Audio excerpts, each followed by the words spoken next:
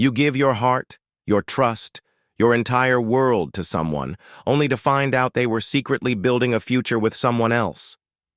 This is more than a story of betrayal. It's a journey through heartbreak, resilience, and ultimately, reclaiming my life. My wife and I had what I believed was an unshakable marriage, built on love, trust, and the life we created with our son. But in an instant, everything began to crumble. A close friend of hers died in a car accident, and she traveled back home alone for the funeral. That trip was meant for grieving, but instead, it became the catalyst for a series of betrayals I never could have imagined. While she was there, her so-called friends whispered that she should have been married to him, that she was his true wife. Those words took root. When she came home, she wasn't the same. Her eyes, her demeanor, even the way she spoke. It all felt distant, detached. I sensed it, but I ignored my gut. Love makes you blind.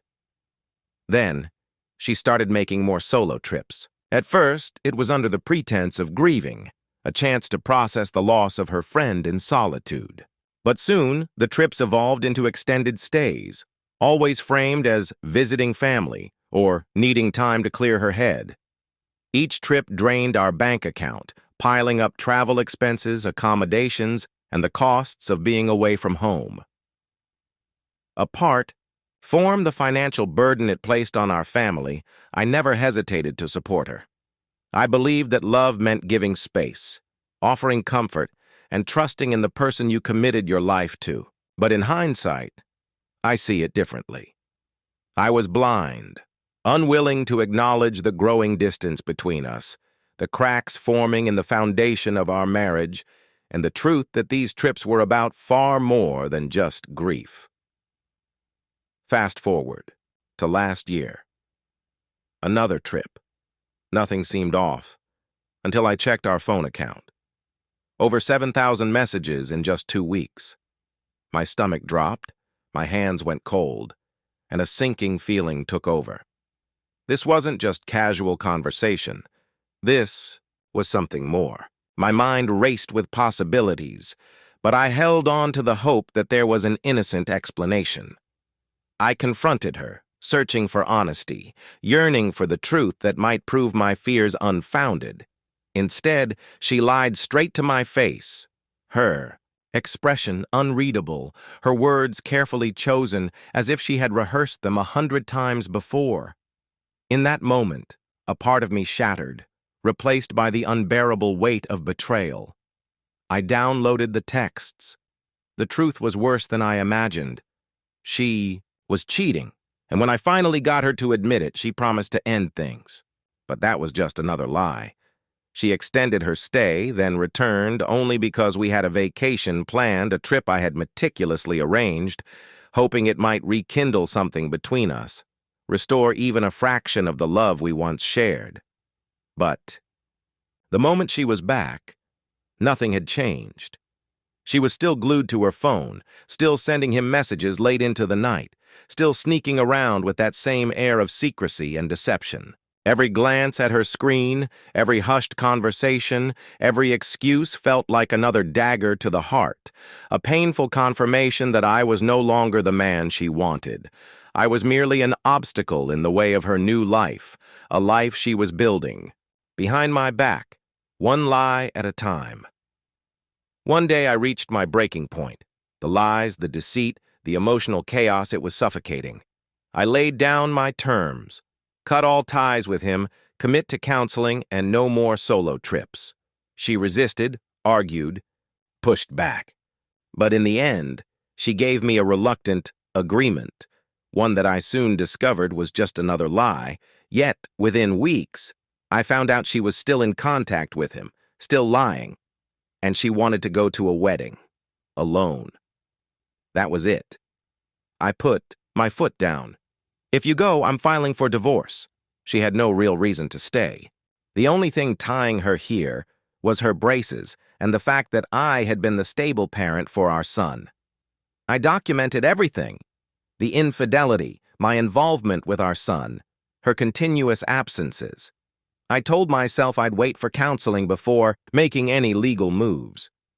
But deep down, I already knew she didn't care about staying. She didn't care about our son. She only cared about escaping. Then it got worse. She took another trip, this time for 6 weeks. Came back, claimed she wanted to work on our marriage, but still kept texting her boyfriend.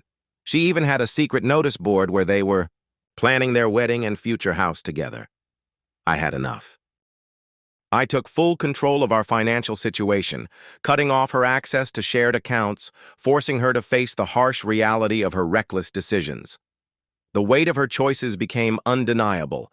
Maxed out credit cards, unpaid bills were piling up, and a growing sense of financial instability. Despite making nearly $60K a year, she found herself struggling to afford even basic necessities. Yet, instead of making responsible decisions, she prioritized keeping a high-end motorbike she won in a raffle, refusing to sell it even when she desperately needed the money. That motorcycle symbolized everything wrong with her mindset, holding onto fleeting pleasures while neglecting what truly mattered. Instead of hiring a lawyer to fight for custody of her own son, she clung to a material possession, further proving where her priorities truly lay. Meanwhile, her boyfriend, the man she betrayed our family for, was cheating on her too. He got another woman pregnant, and yet she still stayed with him. My lawyer confirmed I would get primary custody, ensuring that my son would have the stability and security he deserves. She reluctantly signed a court order that explicitly forbids her from having our son near her boyfriend, a man whose presence I could never trust. The reality of her choices began to sink in, and now she barely calls. Maybe once or twice a month, each passing day, the distance between them widens, and the fragile bond they once had continues to wither away. I document everything, every missed call, every forgotten birthday, every moment where she chooses her own selfish desires over the well-being of her child. She abandoned the life we built, the family we created, and for what? A fantasy that has already started to collapse around her. And while she drowns in the consequences of her own decisions, I am here, standing strong, rebuilding a future for myself and my son, one that is free of deceit, heartache, and betrayal. But the irony is, she still complains. She tells me she has no money, that she's struggling, that life is hard. She's now living in a rented house, drowning in debt from the credit cards she maxed out. Her dream life, the one she destroyed our marriage for, is crumbling before her eyes. Meanwhile, I am rebuilding. For years, I convinced myself that love could mend any wound, that with enough patience, understanding, and second chances, anything could be repaired. I believed that marriage was a bond forged through thick and thin, through hardships and triumphs, and that true commitment meant fighting for what we had built, no matter the obstacles. But I was wrong. Love alone doesn't fix betrayal. It doesn't erase the sting of deception, the ache of trust shattered beyond repair. Love cannot rewrite the past or make someone value you the way you deserve. And sometimes, the person you thought would stand beside you for a lifetime is the very one who will inflict the deepest wounds, leaving scars that remind you of a painful truth. Not everyone you love is meant to stay. She made her choice. She chased after a fantasy, abandoning the family that truly loved her. And in the end, karma caught up with her. But me? I'm free. Now I'm financially stable, focusing being the best father to my son. We laugh more, we play more, and every day feels lighter than the last. Our home is peaceful again, free from the tension, the silent battles, and the emotional roller coaster that defined our past. I never realized just how much stress, anxiety, and uncertainty her presence brought into our lives until she was gone.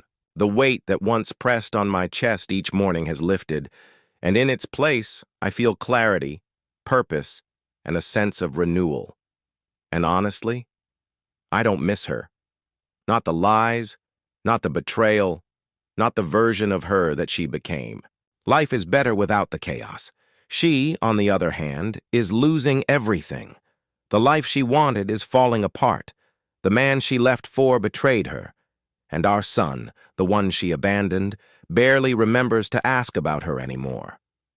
And here's the big question I need to decide on. Should I offer to eliminate her child support payments if she signs over her share of the house? It would certainly provide stability for my son and ensure that he has a secure home without the disruption of selling and moving. It would also help me avoid a prolonged legal battle that could drain both time and energy, things I'd rather invest in rebuilding our lives. But then, another part of me wrestles with the idea, should she really get off that easy after everything she's done? Should she be allowed to just walk away without facing the full consequences of her choices? If I make this offer, am I giving up too much for the sake of convenience? Or is it a strategic move that will ultimately benefit me and my son in the long run? What would you do in my position? Drop your thoughts in the comments and let's talk about it. Would you fight for what's rightfully yours, or would you walk away and start fresh? Have you ever been in a similar situation where betrayal forced you to make a life-altering decision? If so, share your story below, because no one should have to navigate heartbreak alone. Your words might help someone else find the strength to move forward.